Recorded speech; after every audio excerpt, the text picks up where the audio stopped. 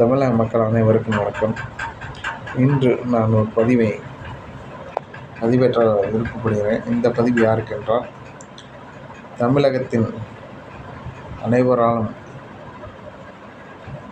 அறியப்படும் உலகநாயகன் என்று போற்றப்படும் திரு கமலஹாசன், டாக்டர் பத்மஸ்ரீ கமலஹாசன். சத்தியமாக இந்த விருதெல்லாம் எதுக்கு கொடுத்தாங்கன்னு எனக்கு சத்தியமாக தெரியாது. உண்மை எதுக்கு கொடுத்தாங்கன்னு எனக்கு தெரியாது. கலைத்துறையில் அவர் ஒரு நடிகராக இருந்தார். உண்மையில அவர் படம் எல்லாத்தையும் நான் பார்த்துருக்கேன், எனக்கு பிடிக்கும். அதுலேயும் வசூல் ராஜா MBBSலாம் வேறு லெவலில் இருக்கும் படம்.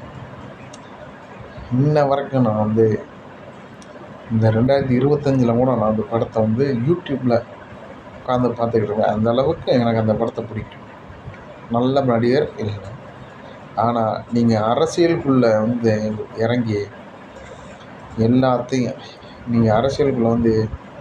இறங்கி எல்லாத்தையும் ஒரு ஆட்டிக்கிட்டு இருக்கீங்க பார்த்தீங்களா? அதாவது நல்லா இருக்க தண்ணியில் கள்ளத்துக்கு போட்டால் என்ன ஆகும்? நல்ல தண்ணி தான் தெரியும். அதே சாக்கடை தண்ணியில் கள்ளத்துக்கு போட்டால் என்ன ஆகும்? சாக்கடை தண்ணி நம்ம வளர்த்து அந்த மாதிரி ஒரு அரசியலில் தான் நீங்கள் நடத்திட்டு இருக்கீங்க. நீங்கள் எதுக்கு அரசியலுக்குள்ளே வந்தீங்க? யாரை எதிர்த்துட்டு வந்தீங்க? சும்மா டார்ச் லைட் அடித்து உடைச்சிங்க. ஒரு குடும்ப ஆட்சி, அதை அப்படியே வேற இருப்போம் என்று என்ன ஒரு பஞ்சு லைட்டா. இன்னொன்று சிம்னின்வாலாம் நீங்கள் பஞ்சு டைலாக் அடித்த டைலாக்லாம் பேசிட்டு தான் நீங்கள் உள்ளே வந்தீங்க.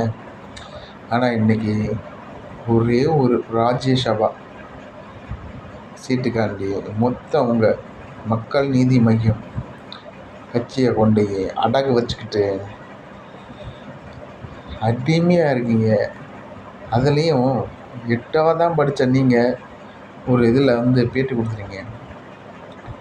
படிக்காத மேதைகள் உருவாகலாம். ஆல்ரெடி இருக்காங்க எத்தனையோ பேர்.